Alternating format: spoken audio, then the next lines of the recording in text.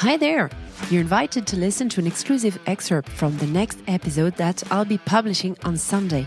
My next guest is absolutely fascinating, and this is just a teaser of what you can expect from our discussion. Enjoy listening, and I'll see you on Sunday for the full episode. Welcome to FinScale, a podcast created by Solène Niederkorn, shedding light on innovation in finance, banking, and insurance.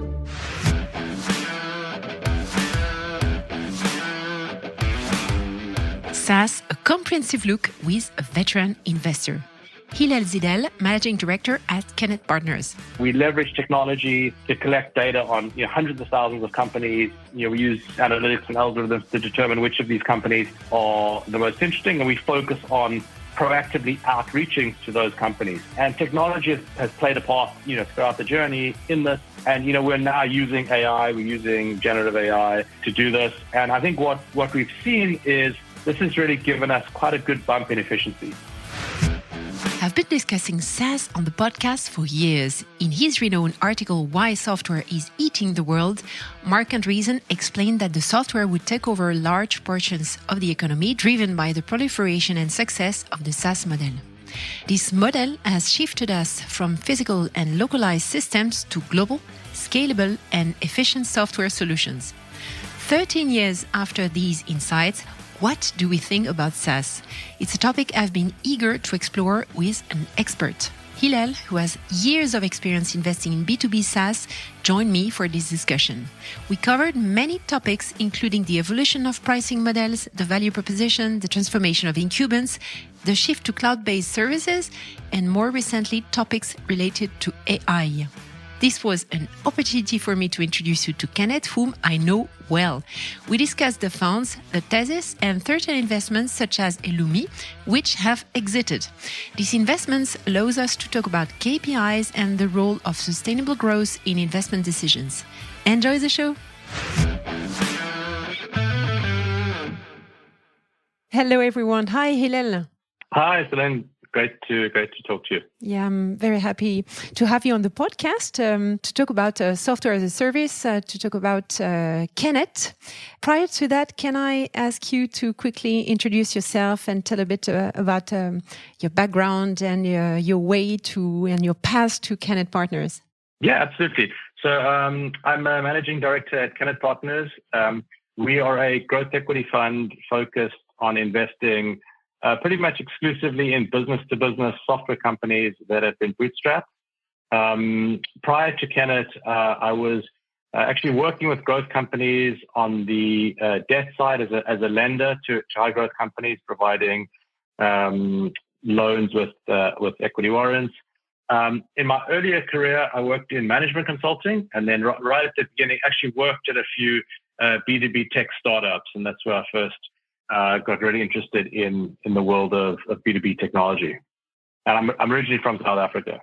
Okay, so Hillel, I invited you on the podcast because some people listening to us know a board member in your Lux entities, so I know quite well Kennet Partners, and I find that you have an interesting play in software as a service. This is a topic that I've been diving into with a former guest on my French channel called Nicolas Collin. We had an interesting discussion, the two of us, not about the family, about the way he was envisaging the evolution of VC. Considering that you have been investing for years now in a SaaS model, I wanted to start with this and focus on that specifically. How has the software as a service model changed its core structure and delivery mechanisms since its inception, when you think like 15 or 20 years ago? Sure. So, yeah, we've been investing in software for sort of north of 20 years or so. And obviously, you've seen a lot of changes in the category. I mean, in the early days of software investing, it was very much investing in businesses that sold through a license-based model, which meant you would go out and your customer would pay you a big upfront license, and then there'd maybe be some services, and then they'd pay you 15 or 20% maintenance as long as they use the service. And the customer would really buy and own the service, and it would be located within the customer's premise. Similar to when you buy Office CD and it's sort of on your local machine. And a number of software companies did well in that area, and we had a number of successes in the category. Around the sort of early 2000s, the model started to move to software as a service, and so this had a number of really impactful changes on the category. Firstly, rather than the customer owning the software, they're essentially licensing it. So instead of paying, $1 million up front and then $200K per annum, they'd be paying a recurring subscription every year, essentially licensing the software.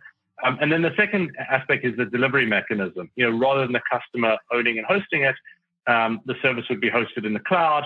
And from a company perspective, this is just much more scalable, much more configurable. I think what's really interesting from an investment perspective is, software investing used to be a lot more risky than it is these days, because it was very much dependent on how successfully your sales were in that month, that quarter, that year.